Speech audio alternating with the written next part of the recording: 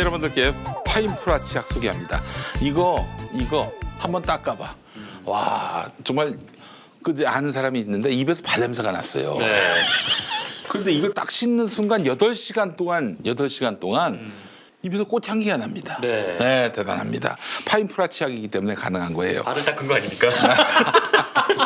자, 간만에 형이 집에 와서 파인프라 치약 써보고 너무 좋다고 해서 형에게 선물한다고 추가 구매했습니다. 입냄새가 없어지고 이 현상도 네. 없어집니다. 상쾌함이 오래갑니다. 가격이 비싸다고 생각할 수 있지만 하지만 양치 시에 완두콩 크기만큼만 사용하기 때문에 오히려 경제적입니다. 형에게 정말 큰 선물한 것 같습니다. 방용훈 씨가 보내주신 사연이었습니다. 네. 자, 다음 사연 또 보겠습니다. 벌써 네. 1년 동안 파인프라 치약을 사용했네요. 잇몸에 피난 적이 없었습니다. 확실히 잇몸에 좋은 거 맞네요. 인위적인 화학 냄새가 나지 않았습니다. 이를 닦고 바로 오렌지를 먹을 수 있을 정도로 내추럴한 치약입니다. 네. 개운함, 치아의 뽀드득한 느낌 너무 좋아서 1년을 사용하고 있고 앞으로 저의 치아를 파인프라에게 맡길 생각입니다. 우리 김용민 닷컴에서 정말 잘 팔려요. 네. 아니 이게 예. 그, 파인프라 치약. 그 비싼 치약이 있거든. 그 이름을 얘기는 못하지만 그 치약하고 약간 비슷하더라고요. 그렇습니다. 사용 후 효능을 바로 체감할 수 있는 프리미엄 고기능성 치약이기 때문에 많은 치과 의사들이 추천하는 치약이기도 합니다. 네. 제우 메디컬의 독창적인 기술로 제조가 됐기 때문에 양치할 때 구강 전체에 치면막을 형성해서 세균 발생 그리고 번식을 억제하고 오염 물질의 치아 재흡착도 방지합니다. 자, 단 한 번의 사용으로 확실히 다른 개운함과 구강 질환 관련 통증 완화를 경험할 수 있습니다. 실제로 10년 가까이 잇몸에서 피가 나던, 네. 그래요.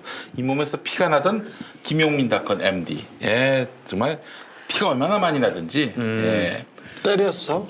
이 한 번 닦고 헌혈했다는 얘기가 있어요. 그렇죠. 예. 네, 헌혈을 받았다, 피를 받았다고. 이 김용민 닷컴 MD가 파인프라 치약을 사용하기 시작하면서부터 네. 불과 며칠 만에 피가 나지 않는 놀라운 현상을 경험했습니다. 잇몸에 공구리를 찔러보자. 네, 그렇죠. 지혈제를 받았습니다. 네. 예. 자, 잇몸에서 피가 나는 경우, 입냄새가 심한 경우 파인프라 치약을 쓰면은 확실한 변화를 경험할 수 있습니다. 그래서 이제 정부가 저출산 대책으로 네. 파인프라 치약을 보급해야 한다 이런 얘기도 나오고 있어요. 예. 왜요? 저출산제. 입냄새 때문에 이게 진도가 안 나가는 거예요. 예. 그런 어려움들을 다 겪기 위해서 그 어려움들을 다 이제 개선하기 위해서 파인프라 치약을 쓰면 확실한 변화를 경험할 수 있습니다. 네, 병원에서 별 차도 없던 현상들이 파인프라 치약으로 좋아졌다는 구매 후기가 많습니다. 자, 이거 해보셨어요? 아직 써보지 못했습니다. 이거 그때 우리 써봤죠. 네, 너무 좋아요. 굉장히 좋습니다. 너무 좋아요. 네. 예. 자, 재구매율 70% 이상 한 번 쓰면 계속 쓰게 되는 제우 메디컬 파인프라 클리닉 치약. 김용민 닷컴에서 최저가로 만나보세요. 타 쇼핑몰에서는 최대 23,000원, 김용민 닷컴은 15,000원. 아이고 세상에 이거 8,000원이나 더 주고 딴 데서 쓰지 말고 네. 김용민 닷컴에서 8,000원 싸게 구매하시기 바라겠습니다. 그 이재용 얘기를 안 할 수가 없는데 이재용은 언제 판결이 납니까? 보통 저는 삼성 전문이니까 제가 삼성 전문 기자가 된 거는 제 뜻이 아니었고요. 네. 기자들이 이렇게 같이 삼성을 취재를 하는데 삼성만 나오면 그냥 외면을 하고 모르는 척하고 그래가지고 맨 뒷줄에 있다가 제가 하게 됐죠. 그래서 이제 삼성 비자금 사건 김용철 변호사 그걸 비롯해서 여러 큰 기사를 썼는데 장충기 문자도 그렇고 그런데요.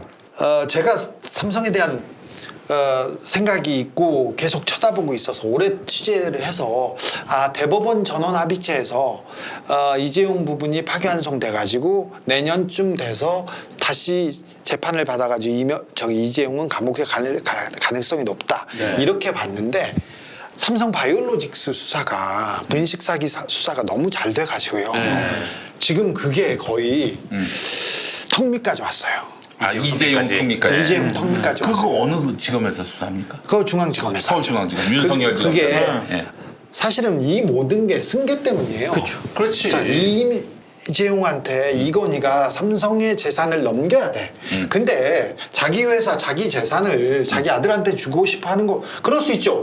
다 그럴 수 있는데 넘기는데 세금을 안 내고 넘기려고 해요. 상속세. 상속세를 안 내고 넘기려고 하니까 이런 모든 편법, 불법, 위법이 생기는 건데요. 돈을 안 내려고 지금 계속 하는데 그래서 로비해서 공무원도 로비해서 법원과 검찰도 이렇게 벌어졌습니다. 근데 삼성바이오로직스 수사를 하다가 박영수 특검 때 수사를 하다가 덮어놨어요. 캐비넷에다가.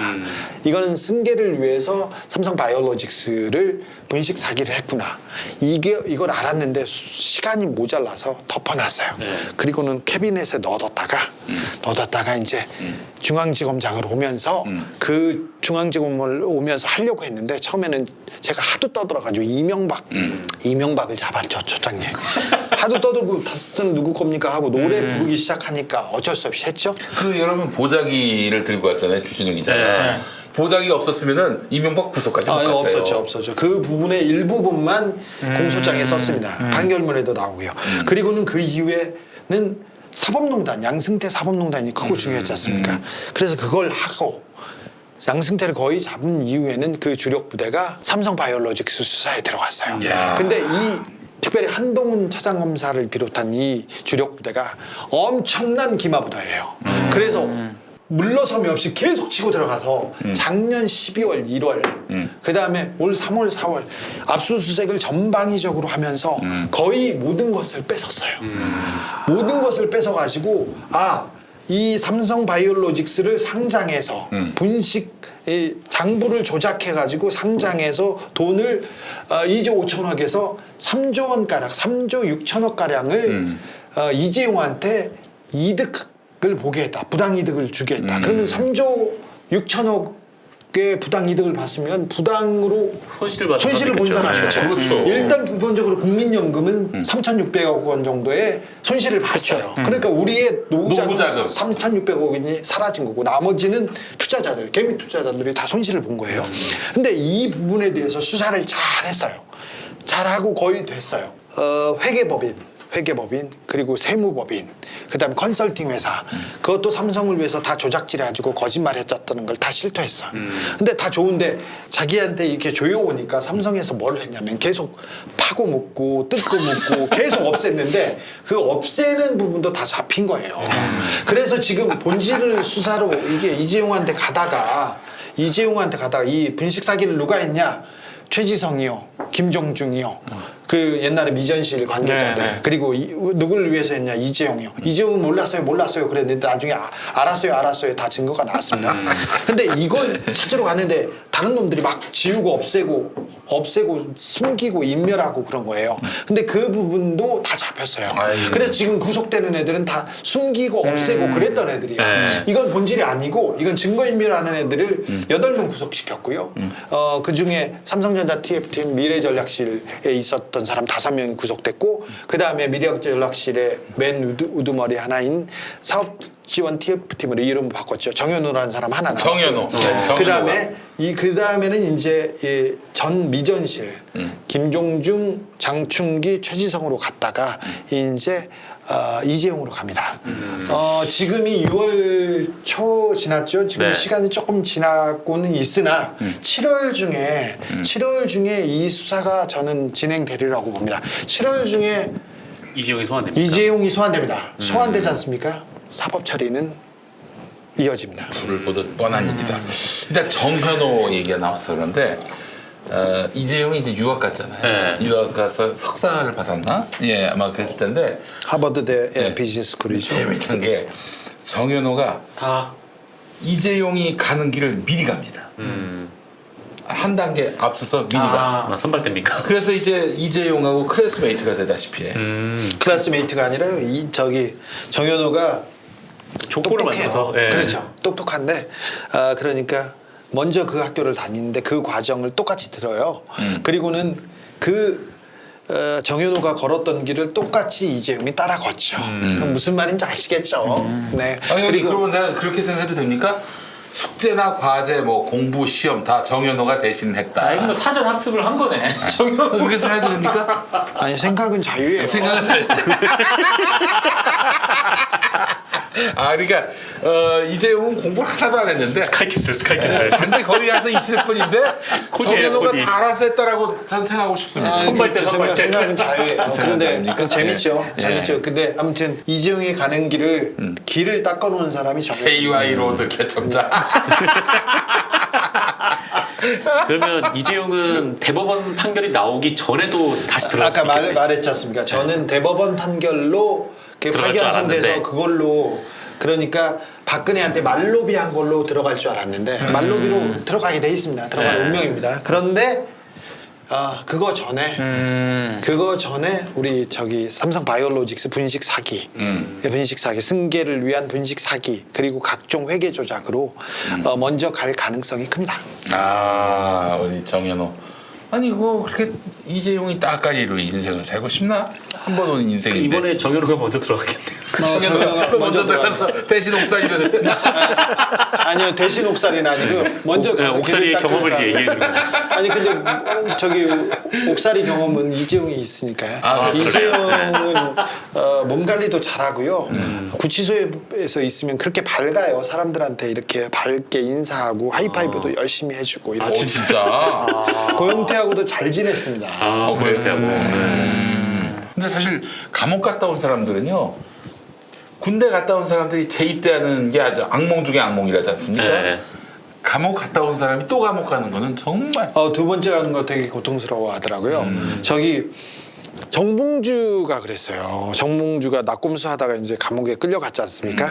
끌려갈 때 본인은 웃고 있었지만 아유. 감옥 가기 전에 베란다에서 일부러 이불 덮고 자고 막 그랬어요. 너무 고통스러워가지고 그 가는 아니 게 또 감옥 생활에 적응하기 적응한다고. 그런데 너무 힘들어했어요. 그리고 사실은 우리가 이제 홍성교도소로 이렇게 면회 가면요. 면회 가면 그 교도관 이렇게 데려오면서 보좌관 이렇게 하면 네 이렇게 하고 거기에서 의원 행세도 하고 말도 안 되는 일을 했었는데 그래도 감옥에서 정봉주원 굉장히 고통스러웠어요. 지금 생각해 보세요. BBK는 이명박 거다. 그거 다 진실을 드러났잖아요. 얘기했다는 이유였는데 1년을 살았어요. 그건 낙곰수 때문이요. 그때 굉장히 어렸어요. 감옥을 다시 가면요. 너무 힘들어요. 2번 가는 건 힘들어하는데 또 여러 번 간 사람은 또 괜찮아요. 김경수 지사는요. 네. 감옥에 가서 이렇게 면회를 하는데 얼굴이 원래 밝잖아요. 착하고 밝은데 감옥에서 너무 밝은 거예요. 그래가지고 왜 그런가 했더니 그분은 학생운동을 굉장히 열심히 하셔가지고 감옥을 3번 다녀가셨을 거예요. 그래가지고 갔는데 모든 것이 그러니까 학교 다닐 때 서울대 운동권이었을 때 그때 감옥 갔을 때하고 따지는 거예요. 지금 30년 더 지났고요. 거기다가 좋아졌어. 그때 감옥에 비해서 엄청 좋아진 거예요. 먹을 것도 좋아지고. 이거 보통 감옥에 가면 지금 바깥에 사회생활은 과 감옥과 이렇게 비교를 해가지고 너무 힘들다, 음식이 안 좋다 이렇게 해야 되는데 그분은 30년 전 감옥하고 비교를 하니까 너무 좋고요. 너무 여기도 너무 따뜻하고요. 따뜻한 물도 잘 나오고요. 뭐 계속 그렇게 얘기하는 거예요. 아니 이거 선배 이거 지금 뭐 하는 거냐고 이렇게 했는데 그분은 굉장히 고통스러운 상황 아니에요. 자기 잘못이 아무것도 없는데 근데 그분은 되게 밝게 이렇게 얘기했는데 그 모습이 너무 짠하더라고요. 저는 사실 그 총선 떨어지고 나서 그런 방법이 없나 생각을 했어요. 내가 감옥 들어가고 정봉주가 나오는 방법이 없나. 내가 대신 감옥살이 하면 안 되나. 밖에 있는 게 네, 안 돼. 1초도 있기가 싫은 거야. 아니 그러니까 근데 감옥에 들어가면 차라리 마음이 편할 것 같아서. 아니야 그러니까요. 네. 그 정봉주 의원이 있을 때는 정봉주 의원이 의연한 척했는데 너무 미안했어요. 동생으로서 너무 미안해서 그렇죠. 대신 살아주고 싶었어요. 사실은 살았어요. 근데 이번에 김경수 지사 보니까 또 그러더라고요. 본인은 걱정이잖아. 다 본인 걱정하는데 본인은 다른 사람들만 걱정해 그 안에서. 계속 다른 일 걱정하고 뭐 도정 걱정하고 뭘 걱정하고 형수님 걱정하고 맨날 그러는데 참 안타깝더라고요. 알겠습니다. 김정수 지사 얘기까지 왔는데 그리고 재용이 형은 다시 이제 감옥에 가실 확률이 확률이 굉장히 높습니다. 근데 대법원 판결은 그 파기환송으로 갈 가능성이 있잖아요. 파기환송. 2심이 정영식이가 이제 아주 엉뚱한 네. 판결을 한 것이고 이게 3심에 갔는데 3심에 가서 이게 엎어질 가능성이 높은데 네. 그럼 2심으로 돌아가는 것일 뿐이지 뭐 3심에서 바로 이재용 감옥행위가 아니야, 들어가는 건 그렇지 아니잖아요. 않아요. 다시 그 돌려보내는 거죠. 네. 그런데 뇌물을 받은 말로비를 받은 박근혜는 1심, 2심에서 유죄 받았잖아요. 그렇죠. 네. 그리고 삼성 승계를 위한 것이었다고 해서 문영표, 홍한선도 1, 2심에서 다 유죄를 받았어요. 근데 이재용도 1심에서는 말로비 부분이 유죄를 받았는데 2심에서만 그 말로비 부분이 액수를 쭉 없어지고 승계가 아니었다고 했어요. 네. 그러니까 지금 문영표, 홍완선, 그다음에 박근혜, 그 이재용까지 하나, 둘, 셋, 넷, 다섯, 여섯, 7번은 다 승계하고 관련이 있다고 했는데 한 번만 정영식만 아니라고 했기 때문에 이건 대법원에서 이걸 맞추는 게 전원합의체거든요. 그래서 그리고 그 이후에 이재용이 선고를 받은 이후에 박근혜가 선고가 확정됐어요. 근데 그 선고 판결문들이 워낙 꼼꼼하고 워낙 잘 따진 부분이었기 때문에 정용식의 의견을 전혀 받아주지 않았어요. 그래서 대법원 전원 합의체는 여기다가 삼성 바이오로직스 승계 부분이 명확하게 나왔기 때문에 전원 합의체에서 파기됩니다. 그러니까 이재용은 파기돼서 이재용은 다시 이 고법으로 돌아가서 구속될 운명에 있어요. 하지만 삼성 바이오로직스에서 회계 사기 부분이 명확하게 지금 입증되면서 이걸로 사법 처리가 먼저 된다. 이렇게 보시면 됩니다. 이해하시겠죠? 그 두 사안이 쭉 한 사안인데 네. 따로따로 이렇게 갈 수도 있는 겁니까? 크게 보면 한 사안인데 네. 그런데 그 다른 사안이니까 삼성으로 또 그 로비를 한 부분이고 네. 뇌물을 받은 부분이고요. 이거는 삼성 바이오로직스에서 회계 부정, 그다음에 회계 사기, 그다음에 장부 조작을 해서 주식 시장에 올렸으니까 이런 부분은 다른 범죄여서요. 다른 범죄로 그럼 이렇게. 국정농단 건으로 2심에서는 풀려났는데 3심 가서 엎어질 가능성은 있지만 일단 삼성 바이오로직스 건 때문에 네. 구속될 수가 있다. 네, 구속될 가능성이 있습니다. 지금 스트레이트에서는 네. 최동욱 그쪽으로 넘어간 모양입니다. 나 참. 나 그 얘기 나왔을 때 난 너무 흥분했었는데요. 사실 강유상. 자, 조선일보는 혼외자의 천국이에요. 당시 집안은 혼외자의 천국이에요. 천국이 아니면 왕국이야. 근데 조선일보에서 남의 혼외자를 손가락질하다니 나 진짜. 그 조선일보에서 누구 지적질하는 거 있잖아요. 네. 얼마 전에 김재동 그 고액 출연료. 올라오셨어. 아니 거기 조선일보 신문부도 아닌 그런 찌라시 같은 애들이 지네들이 나는 얼마 받는데 김재동은 얼마 받는다고 얘기하는 걸 보면 참 내가 우스워서 더러워서 말을 말아야지. 그래서 자, 걔네들을 방아치라고 부릅니다. 방아치. 자, 당시 집안에는 그 혼외자들이 너무 많아서 소송도 많은데 그 소송을 다 뒤에서 소송이 잘 진행이 안 돼요. 검찰도 그렇고 법원에서 잘 안 돼. 증인도 안 불러주고 안 해요. 근데 그 부분을 그 하는 집사 변호사가 아니라 집사 기자들이 있어요. 집사 기자들. 그 집사 기자들처럼 막 움직이는 애들이 있어요. 강효상도 어느 부분에서는 집사 기자로 움직였어요. 이 사람이 그렇지. 삼수를 해서 서울법대에 갔어요. 삼수를 했어요. 삼수에서 서울법대에 갔어요. 서울법대 정원이 막 늘어났을 때. 그때 이렇게 들어가서 그 삼수생 형이면 후배들도 이렇게 좀 잘해주고 좀 나이도 많고 형이라고도 그쵸, 해주고 그쵸. 이렇게 하잖아요. 네. 그래서 그걸로 좀 먹고 들어가요. 서울법대에 나와서 기자를 했어요. 그래서 법조 출입도 했어요. 그래가지고 뭐 검사한테 가서 뭐라고도 하고 이렇게 다니면서 했는데 자 아시겠죠? 아는 사람들을 통해서 기자가 이렇게 얘기하면 변호사가 얘기하는 것보다 더 영향을 미치기도 합니다. 특별히 조선일보는 이 사법부에는 서초동에는 조선일보만 보는 사람들 많아요. 그래서 그때 사주를 위해서 강효상이 집사 역할을 많이 했습니다. 그걸로 하나씩 승진했고 하나씩 올라갔어요. 장자연 사건도 그렇게 집사처럼 하잖아요. 집사처럼 움직였죠. 장충기 문자에도 나오고요. 포레스트 요상이에요. 여기 저기 나와요. 여기 저기. 주요 역사적 사건마다 다 얼굴이. 네. 자 조선일보 이 방가 얘기는 진짜 나중에 한번 하려고요. 이씨들하고 방가 해가지고 이씨 방가는 내가 이씨방가? 어떻게 한번 해보려고 하는데 지난주에 김영수 대표 나오셨어요. 김영수 대표. 예. 대박. 이런 얘기 하시더라고. 방상훈 씨 가족 회의에서 방용훈을 호적에서 지우라고. 안 그러면 좆된다고. 저기 좆된 말은 좆된 말은 하죠. 그런 말은 안 했나? 네. 큰일 난다. 아 그분은 양반인데. 진짜 양반인데 아주 진짜 이 쓰레기 집안하고. 네, 근데 조선일보의 몇몇 기자들이 기자인데 정치인으로 재선 의원이나 뭐 중진 의원으로 활약하는 기자들 많지 않습니까? 네. 특별히 조선일보에서. 근데 그런 사람들 좀 많은데 이런 부분 좀 조명해주고 싶어요. 아, 우리 사회가 어떻게 움직이는지, 이 조선일보는 어떻게 이 사회에 해악을 끼치는지 좀 보여주고 싶어요.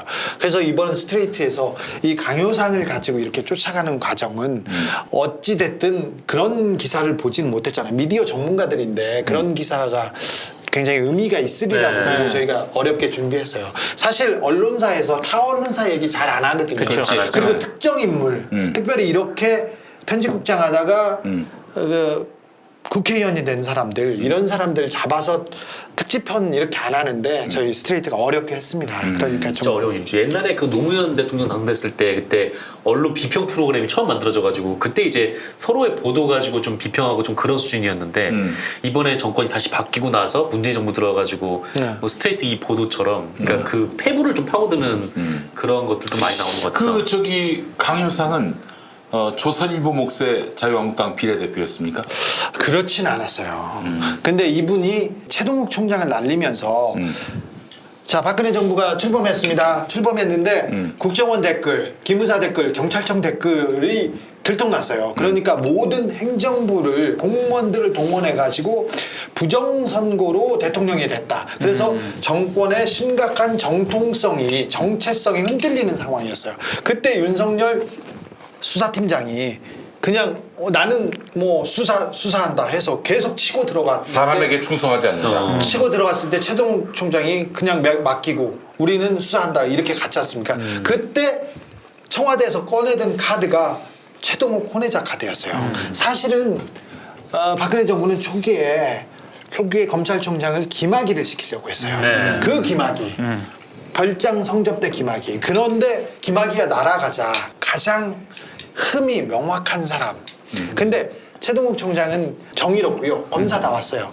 그런데 그래서 쓰기 싫었는데 어떤 사람이 그랬죠. 저 사람 흠이 있으니 다른 건 못할 거야. 그러면서 쓴 거예요. 아 그래요? 미리 인지하고 있었어요? 네, 이거 더 생방이니? 생방이. 아 큰일 났네. 자, 녹화요, 녹화. 자 그런데 녹화가 색으로 나가는 것뿐이에요. 그래서 청와대에서 보내죠. 국정원과 다른 서초구청원을 해서 모아온 정보를 가지고 조선일보한테 흘려줍니다. 근데 거기는 강효상의 1년 선배인 곽상도가 있었죠. 네. 고등학교 1년 선배인. 네. 이번에 고등학교 후배인 주미대사관의 어떤 네. 분한테도 돈을 자료를 갑시, 받아서 갑시. 했죠.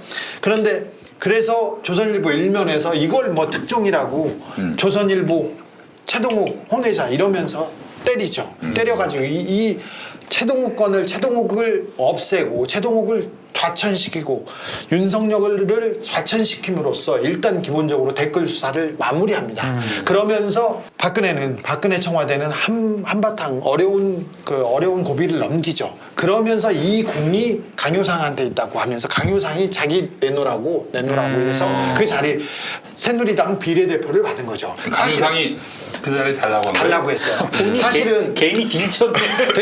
사실은 조선일보가 아무리 정치적이고 이렇게 편향됐다고 하더라도 편집국장 하다가 바로 이렇게 국회의원으로 가는 경우는 거의 없어요.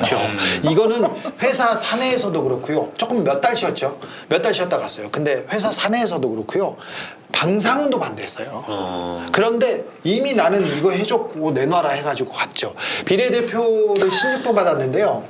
사실은 국회의원 17대, 18대 막 이렇게 한 대수마다 비례대표 몫으로 언론인한테 하나 정도 줘요. 근데 그 사람은 엄청난 공을 세우거나 엄청나게 대통령하고 가깝거나 그런 사람이 아니면 못해요.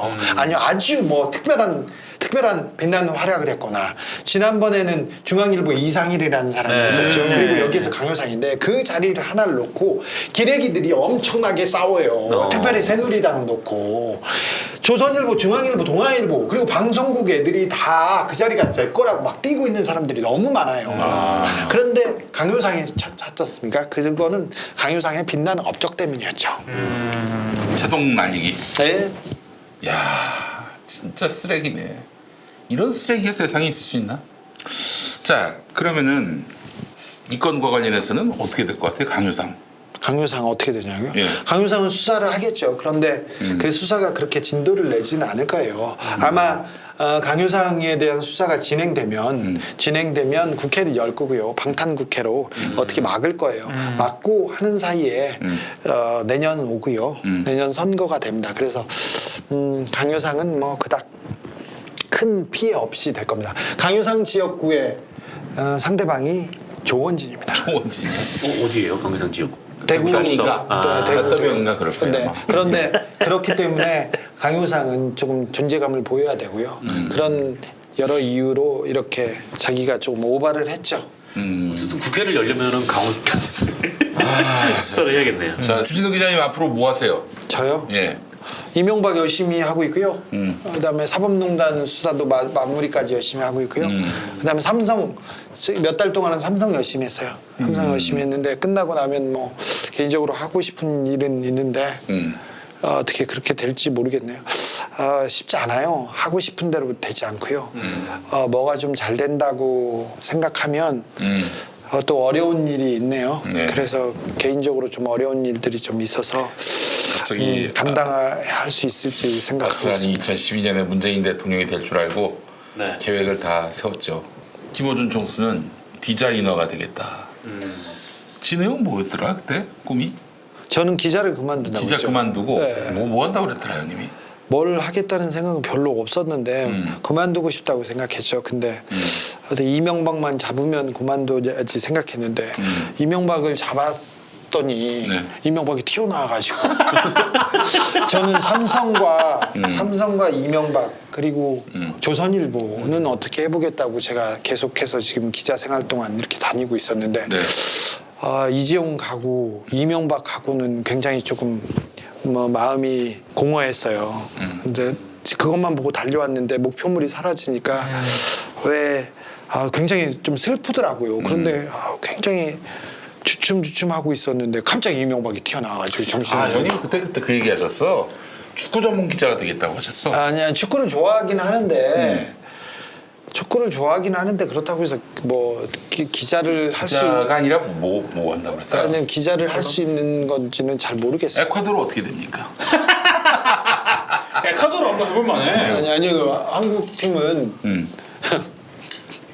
잘하고 있지 않습니까? 예, 잘했어요. 한국은 자기가 가진 기량에 비해서 훨씬 더 큰 성적을 내거나 훨씬 더 좋은 경기를 하는데 그게 네. 다 우리 국민들의 기운이 있지 않나 이렇게 생각합니다. 촛불 집회 때도 그렇고요. 그 이후에 우리 사회가 흘러가는 것도 있고 우리나라의 기운이 지금 굉장히 좋은 형세이기 때문에 그 기운으로 좀 더 잘 가지 않을까 생각합니다. 지금까지도 굉장히 멋졌고요. 사실 일본한테 그 전반전에서 이렇게 8대2로 밀릴 때 이때만 해도 굉장히 어려웠잖아요. 어려웠는데 그 이후에도 어쩐지 그 우리 선수들이 어렵지만 해낼 수 있으리라고 생각했는데 잘 될 것 같아요. 엄청 잘하고 있어요. 주진우 기자가 하여간 참 지금까지 살아온 삶이 계획을 해서 오신 삶은 아니었잖아요. 뭐 그렇죠. 예, 앞으로 또 하실 일이 많습니다. 이 땅에 이명박 집어넣고 박근혜 집어넣고 이재용 집어넣고 쉽지 않아요. 예, 그뿐만 아니라 그들의 여죄까지 다 털기까지는 아마 진우 형 죽을 때까지 불가능할 거예요. 아니 왜 나한테 그래? 왜 저한테 그래? 기자한테 못 하시는데요. 이제는 그렇게 많아가지고. 이제는 제가 기자 그만뒀잖아요. 시사인 시사인. 그만두고 이제 조금 자유로워지고 조금 더 내가 하고 싶은 일 하고 싶다 이렇게 생각했는데 잘 안 되더라고요. 잘 안 되더라고요. 그동안 제 시간을 내놓고 이렇게 누구 바쁜 사람, 위험한 사람, 중요한 사람들이 가져다 썼어요. 공공재처럼. 그런데 이제는 약속도 내 맘대로 좀 잡고 약속을 웬만하면 좀 안 잡고 싶다. 그리고 저도 이제 가게에 보탬이 돼야지 이렇게 했는데 그만두고 나서도 똑같고요. 더 많이 지금 뛰고 있어서 이게 뭐 하는 건가 지금 생각하고 있는데 아무튼 7월이면 이명박도 이재용도 이렇게 정리가 됩니다. 그러면 좀 제가 좀 냉정하게 저를 좀 다시 또 쳐다보고 인생의 계획표를 좀 다시 세워볼까 생각합니다. 알겠습니다. 자, 그러면 짧게 인물 단위로 한번 여쭤보겠습니다. OX로 말씀해 주시면 어떨까? 네. 이명박 요즘 테니스 칩니까? 아니 테니스를 집에서 벽치기 하고 있지 않을까 이렇게 스쿼시. 네. 아니 근데 집이 넓어서 네. 우리 집 여러분 집하고 이렇게 비교하면 안 됩니다. 그래서 굉장히 크고 운동할 만한 좋은 공간이 있습니다. 운동은 열심히 하고 있습니다. 그런데 변수가 이분이 감옥에 안 가려면 아파야 되는데 안 아파가지고요. 그리고 제가 아플 거라고 계속 떠들고 다니고 병원에 온다고 하면 제가 가서 계속 쳐다보고 그러고 있거든요. 계속 바람을 빼요. 그래서 잘 못 아프고 있는데 건강하십니다. 박근혜 감옥 생활 잘. 박근혜 대통령은 주사 안 맞고 이상한 약 안 먹고 그래가지고요. 원래 위장이 굉장히 안 좋으셨어요. 그래서 다른 사저에서 안 나가고 2시간 동안 드라마를 보면서 죽을 조금 먹어요. 그리고 순방 갈 때도 거기 가서 만찬 그런 데서 거의 안 드시고 돌아와서 드라마 보면서 죽을 조금 먹어요. 전복죽 그래요? 같은 거. 그런 걸 먹었는데 지금 감옥에 가서는 주사 안 맞죠, 마사지 안 맞죠, 이상한 약 안 맞죠, 얼굴 뭐 그런 것도 없죠. 그리고 나서는 굉장히 건강해져가지고 위장도 건강해져서 된장국 한 그릇 다 드세요. 뭔가 되게 해피엔딩이네요. 몸 축하드립니다. 건강해져가지고 건강해져서 조금 더 계셔도 되지 않나 그런 생각합니다. 잘했습니다. 저도 하나 궁금한 게 있는데 MB는 이번에 콜롬비아 가서 안 들어오려고 했던 거예요? 이거 궁금합니다. 예. 콜롬비아에 잘 보면 콜롬비아는 박영준 NBA 양아들 그렇지. 박영준이 그쪽이 나발이었고요. 거기서 거기 대통령 거기에서도 또 자원외교에서 뭘 해놓은 게 있었어요. 그런데 그쪽에서 초청장을 보냈다. 그런데 나중에 아니다 이렇게 나왔지 않습니까? 보통 이명박 주변에서 이렇게 대충 던져요. 자기한테 뭐가 유리하다. 뭐 콜롬비아가 가장 완벽한 연사라는 등 뭐 하는 그렇지. 그런 개구라가 어딨어요. 근데 그라치면 그냥 지나갈 줄 알았는데 누가 전화를 했네. 우리가 부른 적 없네. 그렇게 얘기해가지고 이렇게 해프닝이 됐는데 뭐 구라예요. 이명박 주변에서는 다 그렇게 구라 당장 눈앞에 이익만 있잖아요. 그럼 거짓말을 서슴지 않는 게 이명박 주변 사람들이에요. 아니 그렇게 해서 만약에 보셨잖아요. 해외로 꼼수죠, 꼼수. 나가려고 한 것 같지는 않고 해외에서 MB를 이렇게 내가 인정해 이렇게 중요한 주는데 왜 사람이다. 이 국내에서는 MB를 이렇게 그렇죠. 감옥에 그런데 보내려고 하느냐 이거 만들려고 얘기하면서 그리고 또 외출하고 싶다 어디 가고 싶다 이 MB가 우리나라에서는 이렇게 탄압받지만 외국 가면 이렇게 뭐지 숭배받는다 이런 얘기 하려고 해요. 여기 바레인이었던가요? 바레인에서 뭐 강연한다는 둥 뭐 한다는 둥 구속되기 직전에 바레인 갔었잖아요. 그것도 다 구라예요. 가서 우리 MB가 외국에서는 이렇게 칭송받고 있다. 다 개구랍니다. 네. 그래서 일단 맞으면 내가 이런 위세를 갖고 있어 이거 보여주기 위한 것이다. 아니 그런 거 그렇게 말은 하는데 마르코스라고 있었잖아요. 필리핀에 마르코스. 그리고 말레이시아에 이번에 말레이시아의 대통령이 사기 막 이렇게 해가지고 집을 털어봤더니 막 수십억 수백억 원어치 명품 쏟아지고 했던 대통령이 있어요. 그 사람이 외국에서 말레이시아의 MB 이렇게 불려요. 근데 국제적으로 유명한 사람인데 국제적으로 그런 사기꾼을 뭐 이렇게 부르고 뭐 하고 그러겠어요? 미국에서도 일본에서도 전 세계에서도 MB가 구라치고 꼼수 대망이라는 걸 다 알아요. 자, 이지영 있지 않습니까? 네. 이상득 아들. 네. 지금 싱가포르에 귀화한 것으로 알고 있는데 그 사람이 사실상 국내에 MB 재산 맥쿼리가 그 사람 거다라는 얘기도 있고. 맥커리에서 그 대표를 지내고 골드만삭스 대표를 하다가 이렇게 넘어갔죠. 지금은 부동산 투자회사, 부동산 운용회사를 하고 있는데 싱가포르하고 미국을 왔다 갔다 합니다. 이 왔다 갔다 하는데 이분이 사실은 싱가포르 경찰에도 그리고 그 미국의 수사망에도 걸려서 몇 가지 조사를 받기도 했어요. 근데 한국에서는 안 쳐다봐요. 이상하게. 저는 그 신임 그 국세청장이 지난번 한승희 국세청장이 해외로 빼돌린 재산은 다 한수해서 국민들한테 이렇게 그 돌려줘야 된다. 그리고 부가 빠져나간 걸 막아야 된다는 문재인 대통령의 말을 받들고 그래가지고 그래서 수사를 하겠다고 했는데 아무것도 안 했어요. 아무것도 안 했는데 이지영 씨를 찾아다가 이지영 씨의 재산 관계를 들여다보면 이 MB의 재산이 어느 정도 되는지 윤곽이 나올 거예요. 그런데 걔네들은 이명박은 선수여서요. 돈 숨겨놓는 데는 귀신이에요. 귀신이에요. 그래서 찾기 어렵습니다. 그래도 국세청이 쳐다보면 이번에 찾을 수 있습니다. 이번 신임 국세청장은 이 부분에 대해서 좀 열의를 조금만 가졌으면 좋겠어요. 조금만 가지면 찾을 수 있어요. 기자는 일반인인데 일반인도 쫓아가 보면 꼬리도 찾고 뭐도 찾아오잖아요. 근데 왜 국세청이 그 권한을 가지고 있는 사람들이 왜 안 하냐고요. 근데 좀 분발해야 될 것 같아요. 그래서 나중에 기회가 되면 국세청 해외재산 한수팀 이런 데에 좀 관심을 보여서 그분들이 열심히 뛸 수 있도록 하고 싶어요. 그 박근혜 낫도 만드세요. 네. 최순실이가 네. 얘기했던 거. 뭐 대체 그 녹취를 들으면은 이 나라 대통령이 누군지. 최순실이었죠. 최순실. 네. 그런데 예전에 박근혜 주변에서 최순실 주변에서 말도 안 된다 얘기하고 그럴 때 그 특검 수사팀에서 그 얘기했어요. 야 정호성 파일 하나 가지면 니네 다 죽는다 이렇게 얘기했는데 그 파장을 지금 들어보면 정말 어처구니 없지 않습니까? 그런데 그 전에 들었을 때는 더 심각한 부분이었죠. 이 땅이 이 나라가 누구한테 움직였는지 우리 대통령은 최순실이었어요. 이 인사는 정윤회였고요. 박근혜는 그런 사람이었고 혼자서 그냥 텔레비전 보고 그냥 그런 아줌마였어요. 근데 그걸 몰랐느냐? 박근혜 주변에서 몰랐을까요? 새누리당 주변에서 몰랐을까요? 친박들 진박들이 몰랐을까요? 알지요. 왜 몰라요?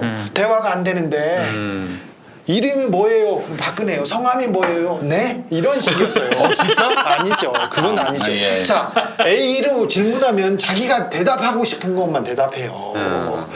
A로 질문해서 A의 답을 써주는데 그대로만 대답하는 사람이었어요. 다르게 얘기하면 대답이 안 됐어요. 저하고 제가 그 정수장학회 기자회견 때 제가 질문하고 답을 못하는 거 보셨잖아요. 그 이후에 기자회견 끊고 다시 올라와서 또 기자회견을 했어요. 사과한다고. 자기가 몰랐다고. 기자님들 잘 아시냐. 그러면서 사과했어. 그 부분에 대해서는 왜 기자들이 기사를 안 쓰냐고. 그랬죠. 그 질문했던 다음부터 제가 쫓기기 시작했죠. 약점을 잡아내서 전국을 찔렀어. 네. 쫓겨다녔어. 아유 그래 저기 오늘 주진우 기자님 모시고 네. 이야기를 나누다 보니까 스트레이트 끝났네. 스트레이트 끝났습니다. 네. 아까 처음에 들어와서 언제 끝내냐고 물어보시길래 스트레이트 끝나면 보내드리겠다고.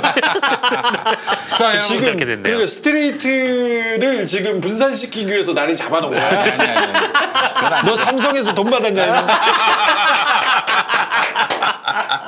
아니요 김용민닷컴에서 받았습니다. 네. 자 여러분 스트레이트 한번 반드시 유튜브로 다시 한번 시청하시기 바라겠습니다. 오늘 정말 재밌어요. 네. 강유상 일대기가 나오는 거예요. 이게 정말 나도 오늘 스트레이트가 보고 싶었어. 너무 보고 싶었어요. 기자들은 다 보고 싶죠. 그렇죠. 그래요. 진짜 이런 우리 사회 성역들 그동안 뭐 하여간 이런저런 이유로 가려져 왔던 성욕 말고. 성역을 욕할 때는 발음이 되게 똑똑히 나오는데 그럴 땐 발음이 자꾸 흐려져요. 아니, 존나 미안하네요.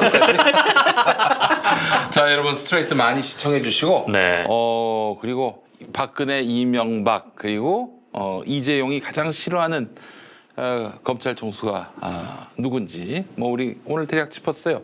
여러분 많이 좀 응원해 주시고. 저는 아닙니다. 네. 청와대에 가셔서 그 국민청원 거기 뭐 있더라고요. 뭐 여러분 관심도 한번 가지셔도 될 것 같습니다. 자, 오늘 관훈 라이트 클럽을 이제 마무리하고 자, 우리 애청자분들께 마지막으로 우리 주진우 기자님 한 말씀 해주세요. 김용민 많이 사랑해 주셔서 감사합니다. 아이고. 감사합니다.